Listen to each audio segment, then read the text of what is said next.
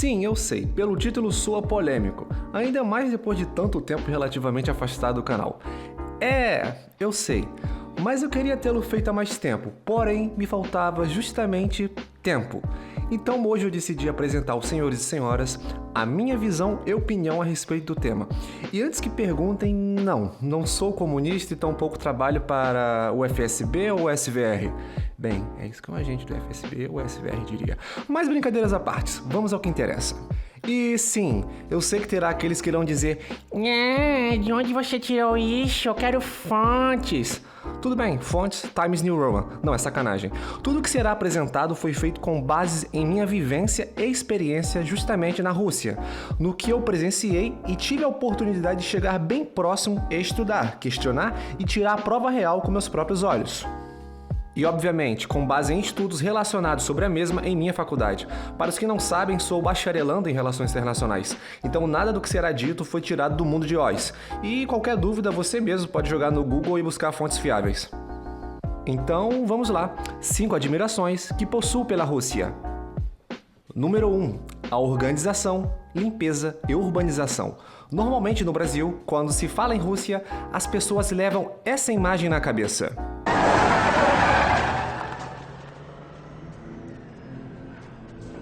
Dear sweet Mother of God, we're in Eastern Europe.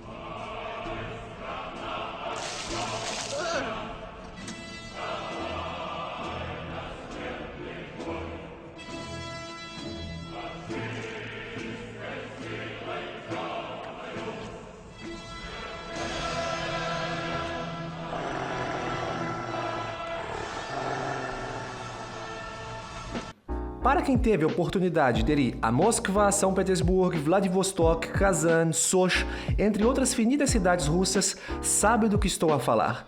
Tudo parece que foi feito milimetricamente pensado e arquitetado. E de fato, grande parte foi mesmo. As ruas você dificilmente encontrará algum lixo, os edifícios são polidos e possuem vibrações de suas estruturas e cores, as plantas, jardins e praças são estrategicamente pensados onde serão construídos ou alocados.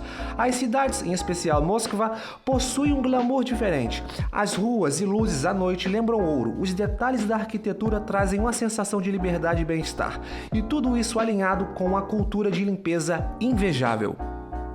Quando eu me refiro à limpeza, eu quero dizer o serviço público. Além da educação dos próprios russos, com o ambiente que vivem e trafegam, o espaço de convivência é harmonioso. Pichações são difíceis ou quase inexistentes. Chicletes, copos jogados pelas ruas, bueiros entupidos de lixo...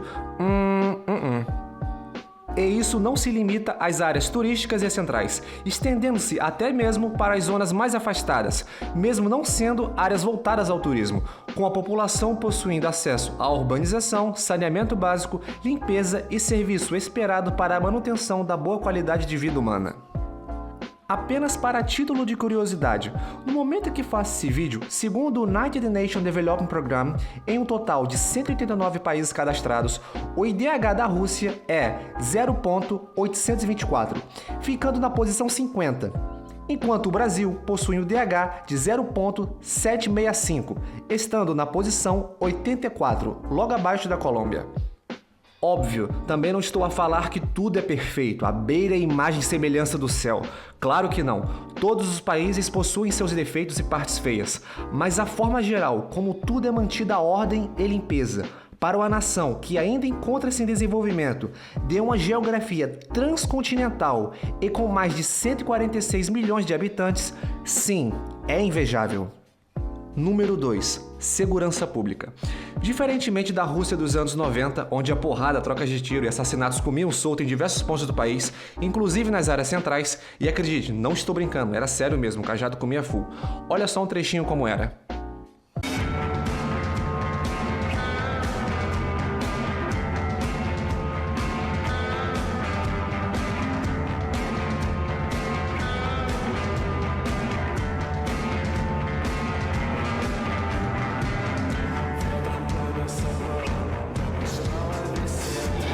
Hoje, a Rússia moderna do século XXI mudou drasticamente. Diria que em comparação ao passado não muito distante, da água para o vinho. Isso graças a uma peculiaridade da gestão russa logo após o fim da União Soviética. Nos diferentes escalas de governo, a política da tolerância zero. Eu disse zero para vagabundagem, terrorismo e vandalismo. Hoje, você é capaz de ir a qualquer ponto, por exemplo, de Moskva ou São Petersburgo, independente do horário do dia ou da noite, sem maiores preocupações. É comum e até natural você encontrar pessoas em meio à madrugada, sentadas nas praças usando seus notebooks, como os celulares à mostras, e mulheres portando bolsas e acessórios da Chanel ou Louis Vuitton, além de joias, com a serena tranquilidade que nada irá acontecer na próxima esquina, como dois caras em uma moto portando fuzil ou uma rua fechada por barricadas de concreto e trilhos de trem. As cidades russas com populações acima de 300 mil habitantes, desde 2017, são protegidas e vigiadas 24 horas por dia, 7 dias por semana, nos 365 dias do ano, independente de fatores climáticos, políticos ou de ciclos de dia e noite, por um programa denominado Cidade Segura, que trata-se de uma complexa rede e densa de câmeras de segurança de alta resolução e microfones, ambos interligados a um avançado sistema de inteligência artificial, que monitora as ruas, becos, praças, avenidas, espaços públicos e residenciais das cidades, escaneando e verificando os rostos dos transeuntes para verificar se possui algum débito com a justiça local, se está sendo procurado pela Interpol, foragido ou possui ligações com grupos terroristas. Já os sistemas de microfones estrategicamente instalados, normalmente junto com as câmeras de segurança e não raramente sozinhos, em topos de edifícios ou postes, são capazes, por exemplo, de identificar e interpretar a localização aproximada de um disparo de arma de fogo, além de conseguir interpretar por algoritmos avançados através da propagação sonora de um gigantesco banco de dados o calibre e tipo de armamento. Por exemplo, diferenciar se foi um fuzil, pistola ou metralhadora, além de informar o calibre utilizado, conseguindo apresentar em tempo real para as unidades policiais e, se for necessário, para as unidades antiterroristas, a localização exata ou aproximada, com poucos metros de diferença, dos agentes perturbadores da ordem pública. Moskva, por exemplo, conta com uma rede de mais de 180 mil câmeras para a função de auxílio ao policiamento e que também conseguem enviar informações para outros tipos de serviços públicos. Por exemplo, falar para a prefeitura que o lixo não foi recolhido em uma determinada rua, se ainda possui acúmulo de neve em uma avenida, e avisar ao sistema de saúde se uma pessoa está sofrendo algum problema, como com a convulsão, hemorragia ou outro problema, enviando uma ambulância até o local. De forma resumida, os serviços como o policiamento, serviços de saúde, serviços públicos são interligados e escalonados, possuem uma comunicação direta, sem intermediadores políticos com crises de ciúme que um determinado grupo fez um trabalho que deveria ser do outro, por exemplo, como ocorre normalmente nas brigas infantis entre policiais civis e militares em diversos estados do Brasil. O trabalho é executado e ponto, sem mais. Não tem glória, não tem entrevista de TV ou crises de ciúmes, apenas o dever de manter as cidades e populações das mesmas seguras. Número 3. Força de vontade e base industrial. Se existe algo que sou fascinado pela Rússia e pelos russos, é a sua força de vontade para querer e fazer algo, alinhado à sua base industrial. Sim, isso é surpreendente. A Rússia hoje é uma nação que quase nada ou nada depende em termos de recursos tecnológicos para projetar e fabricar do zero quaisquer tipos de meios. E eu estou falando em termos literais, desde um simples alfinete até motores aeronáuticos, submarinos, fragatas, destroyers, porta-aviões, helicópteros, caças, radares, foguetes, mísseis intercontinentais, bombas de diversas classes e pesos, computadores, carros, caminhões, visores termais, fuzis, pistolas, metralhadoras, lançadores de granadas, satélites, chips computacionais, drones, sistemas operacionais e até sistemas de internet. Gonzales, isso tudo o Brasil faz a mesma coisa. Você tá esquecido do Projeto Guarani, S-725, Fragata Tamandaré, Projeto Scorpion, Caixa 390? Não estou esquecido, mas é aí que você se engana. E a mídia brasileira, alinhada a uma boa propaganda de sucessivos governos, fizeram você acreditar piamente nessa grande mentira. Nenhum desses grandes programas o Brasil, de fato, faz do zero. Escute bem, do zero, esses meios bélicos. Basicamente, o Brasil é como se fosse um grande e renomado arquiteto. Ele desenha o que deseja em um papel, patenteia aquele desenho, apresenta o projeto e diz para os países reais donos dos meios tecnológicos o seguinte: olha só, eu fiz esse desenho aqui e ele tem que ter um armamento em calibre A, uma blindagem do tipo B e um sistema de gerenciamento do tipo C. E esses outros itens aqui, D, F, G, tem que ter essas características. E tudo isso não pode passar de X bilhões de dólares, pois é o limite que o meu governo estabeleceu. Porém, o conteúdo que vai rechear o projeto ser embarcado não é nacional, e sim estrangeiro. Por exemplo, aviões da Embraer, por mais que sejam desenhados em solo nacional por brasileiros, os motores, radares, sistemas de cockpit e outras tecnologias vitais e sensíveis provêm de fabricante externo. O KC-390 é um exemplo disso. Basta você dar um Google sobre a origem dos componentes da aeronave. Projeto Guarani? Idem. A grosso modo, e até sendo um pouco rude, o Exército apenas fez o desenho 3D da carcaça do veículo, mas os componentes internos, assim como os sensores, armamentos e demais componentes, a totalidade ou quase totalidade é de origem estrangeira, em especial de Israel. As novas fragatas da Marinha do Brasil? A mesma coisa. Componentes internos do Reino Unido, Itália, Estados Unidos, etc. Não estou desmerecendo em nenhum momento a capacidade industrial do Brasil, mas para um país abrir a boca para falar que domina e faz determinada coisa não pode ser parcial, e sim de forma completa, dominando todos os ciclos necessários, dos mais básicos e supérfluos até os módulos mais avançados. E isso a Rússia faz desde o campo terrestre, naval, aéreo e espacial. Claro, mas isso não é desempenhado pela Rússia por simples querer dos governantes do dia para a noite.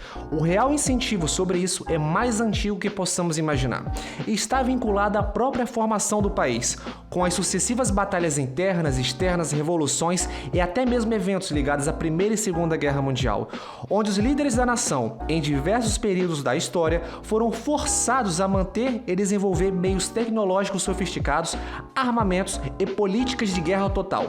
Tudo isso para impedir que a nação fosse dominada e escravizada, e tal política é praticada até hoje, com o país realizando frontes contra organizações terroristas no Oriente Médio, na África, defendendo suas fronteiras contra o avanço da OTAN e mantendo controle em regiões turbulentas na área do Cáucaso, além de ter que lidar com o expansionismo chinês no Extremo Oriente. E tudo isso ao mesmo tempo, sem intervalos para folgas e oxigenação, com a cada dia exigindo mais soluções, criatividades e produtos para sanar e garantir a sobrevivência e vanguarda da nação. Número 4. A cultura do cidadão médio russo. Isso pode ser relativo, pois a experiência que eu tenho pode ser diferente da sua, caso algum dia tenha vindo para a Rússia. Mas, com base nos meus ciclos de amizades e amigos de amigos do meu ciclo, eu posso relatar somente naquilo que eu presencio. E eu posso resumir isso de maneira interessante e cativante. O cidadão médio russo, quando me refiro a médio, não estou usando de nenhuma forma depreciativa, que fique claro, mas apenas para se referir ao homem e mulher normal, que tem o seu dia a dia de trabalho, paga suas contas e vive com a família. Pois bem, é interessante e bonito perceber o quão belo possuem amor pela alta cultura, como teatros, concertos musicais, paixão pela literatura, história e política, além de um senso que beira ao surrealismo quanto ao patriotismo, com os russos, independente da sua classe social, etnia ou nome que dá a Deus, possuindo um orgulho quase religioso pelo país e suas tradições, respeitando e cultivando as vitórias e conquistas do passado, ao mesmo tempo que almejam um futuro melhor. Particularmente, falando por mim, eu não conheço nenhum russo que chegue em casa e liga a TV para desperdiçar o seu tempo assistindo pessoas confinadas bebendo e falando merda, ou gastando energia com ações semelhantes. Quase sempre estão com seus amigos e familiares, realizando programações fraternais e muitas das vezes voltadas para a alta cultura, quando não, cultivando o valor da amizade e camaradagem. Gonzales, então você está dizendo que existe baixa e média cultura? Sim, e se não gostou, foda-se. Quinto e último tópico: conservadorismo e antiglobalismo. Isso é uma das coisas mais fantásticas da Rússia. Sério, você pode viver sem a contaminação oriunda de coisas como a parada LGBTI, marcha da maconha, movimentos feministas, vegeloides, black blocs, movimentos dos obesos e todo tipo de porcaria e patifaria que o Ocidente insere 24 horas na sua cabeça, pelo simples fato de não possuírem vozes. Ponto. São minorias e, como minorias, são tratadas como tal. Não possuem vozes ou tratamento especial, não interferem na política do país ou promovem ações de terrorismo, disfarçadas como amor e liberdade de expressão. Mas acreditem, isso nem precisa de um esforço do governo. A própria população é de esmagadora parte conservadora em seus costumes e tradições, rechaçando qualquer tipo de aberração e anormalidade que porventura venha instalar-se nos lares e sociedade. Por mais que existam pressões estrangeiras, as mesmas falham miseravelmente por não conseguirem desconstruir a cabeça do cidadão russo, que desde muito novinhos são resguardados pelos bons costumes hereditários e pela Igreja Ortodoxa. Gonzales, mas o comunismo não apoia e promove esse tipo de ação? Como lá não é assim? Não entendo. Vamos por partes. Primeiro, estamos falando da Rússia. A Rússia moderna, um estado do século XXI, e não da União Soviética. E isso confunde as pessoas. Hoje, a Rússia é uma nação altamente capitalista, com uma das mais fáceis e abertas mercados para fazer negócio. Mais até mesmo que o Brasil, que apesar dos avanços, ainda encontra-se burocrático. Segundo, não confundam o comunismo soviético com o marxismo cultural perpetuado no Ocidente e todas as outras vertentes provenientes dele. O que o Ocidente prega com partidos como o PT, PSOL, entre outros, nunca foi comunismo originário soviético, e sim marxismo cultural, que prevê a destruição lenta e gradual dos valores familiares e da sociedade. O comunismo soviético nunca pregou a promiscuidade, relações homoafetivas e a destruição dos valores familiares. Pelo contrário, por si era uma ideologia altamente conservadora, mas altamente falha no campo econômico, já que adotava o socialismo como modelo, sendo esse modelo econômico que nunca levou prosperidade a nenhum lugar que foi instalado, somente a miséria. Estou confuso. Como assim? Ainda não estou entendendo. Então, a Anitta, Luísa Sonza, a Pablo Vittar e meus miguxos nunca vão fazer um show na Rússia? Depende. Poder pode, mas não seria de bom tom. Nada os impede. Mas se avacalharem, certamente a borracha vai cantar. Já se perguntou por que nenhum deputado do PSOL foi defender ou fazer palestras a convite sobre suas causas dentro da Rússia? Afinal, lá é o berço de quase tudo aquilo que eles dizem defender no Brasil. Vocês conseguem achar algum conteúdo, foto ou vídeo do Jean Willis, por exemplo, defendendo a causa LGBT a convite do governo russo? Ou do Chico Alencar a convite de algum órgão russo para falar sobre a liberação da maconha? Pois é. Então você acaba de descobrir o marxismo cultural globalista. Bem, chegamos ao fim de mais um vídeo. Espero que tenham gostado do conteúdo. Diferente dos outros finais de cada vídeo, não vou pedir para se inscreverem ou curtirem, pois compreendo que isso deve ser algo voluntário que deva partir de interesse do próprio internauta e não com minha voz ordenando e enchendo o saco por isso, até porque eu prezo pela qualidade e não pela quantidade. Então, a partir desse vídeo e dos próximos, apenas encerrarei desejando bons votos. E é isso. Caso queiram colaborar com algo, podem sugerir na área de comentários, no Instagram ou me pagar um café, que trata-se do meu QR Code Pix, que deixarei no final de cada vídeo. Bem, é isso. Fiquem com Deus.